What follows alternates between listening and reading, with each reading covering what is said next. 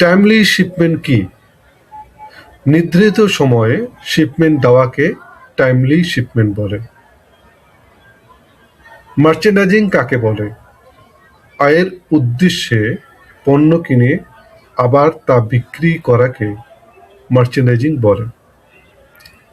একজন মার্চেন্ডাইজারের প্রধানত কোন বিষয়ে জ্ঞান থাকা জরুরি?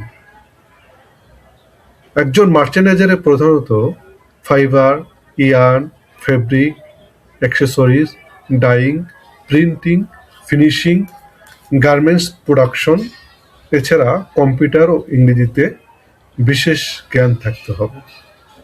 এলসি কি? ক্রেতার পক্ষে কোনো ব্যাংক বিক্রেতার অনুকূলে বিক্রিত পণ্যের মূল্য পরিশোধের জন্য যে নিশ্চয়তা পত্র বা দলিল প্রদান করে তাকে এলসি বলে।